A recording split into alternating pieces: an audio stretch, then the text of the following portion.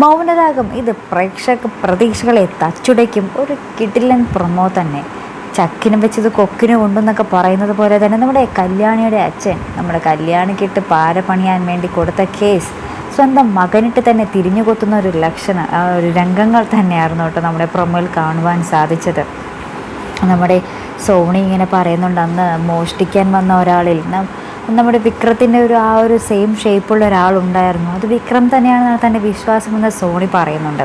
ശേഷം ഇത് കല്യാണി കോടതിയിൽ പറയുന്നതും തെളിയിക്കുന്നതുമായിട്ടുള്ള ദൃശ്യങ്ങൾ തന്നെയായിരുന്നു കേട്ടോ നമുക്ക് പ്രൊമോയിൽ കാണുവാൻ സാധിച്ചത്. ശേഷം നമ്മുടെ അച്ഛൻ തന്നെ നമ്മുടെ വിക്രത്തിൻ്റെ എന്താ പറയുക കോളറിൽ ഇങ്ങനെ കുത്തിപ്പിടിച്ചിട്ട് പറയുന്നുണ്ട്, എടാ ഇതൊക്കെ സത്യമാണോ, നിനക്ക് എങ്ങനെ കഴിയുന്നടാ എന്നൊക്കെ ഇങ്ങനെ ആ ഒരു മുഖത്തെ ആ ഒരു സങ്കടത്തിലും ദേഷ്യത്തിലും ചോദിക്കുന്ന ഒരു കിടിലൻ രംഗം തന്നെയായിരുന്നു കേട്ടോ ഇന്നത്തെ പ്രൊമോയിലും.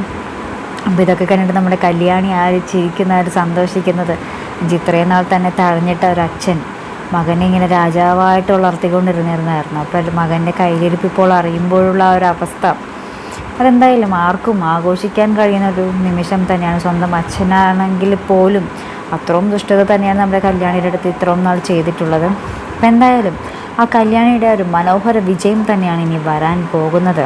നമ്മുടെ വിക്രം ജയിലിലോട്ട് പോകുന്നതും നമ്മുടെ കല്യാണിയോട് മാപ്പ് ചോദിച്ച് അച്ഛനെത്തുന്നതും ആയിട്ടുള്ളൊരു വളരെ മനോഹരമായിട്ടുള്ളൊരു നിമിഷങ്ങൾ തന്നെയാണ് നമുക്കിനി കാണുവാൻ സാധിക്കുന്നത്.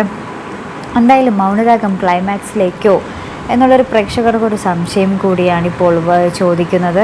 മിക്കവാറും ഇതോടുകൂടി നമ്മുടെ അച്ഛൻ മകളെ സ്നേഹിക്കുന്നതോടുകൂടി തന്നെയായിരിക്കും നമ്മുടെ മൗനരാഗം തീരുന്നതും. ആ മനോഹര മുഹൂർത്തങ്ങൾക്കായി കാത്തിരുന്ന് കാണാം. ഇതുപോലുള്ള പ്രൊമോ റിവ്യൂസിനും എപ്പിസോഡ് റിവ്യൂസിനുമൊക്കെ നിങ്ങൾ മറക്കാതെ ചാനൽ സബ്സ്ക്രൈബ് ചെയ്യുക. അടുത്തൊരു വീഡിയോയുമായി വരുന്നത് വരയ്ക്കും ബായ്.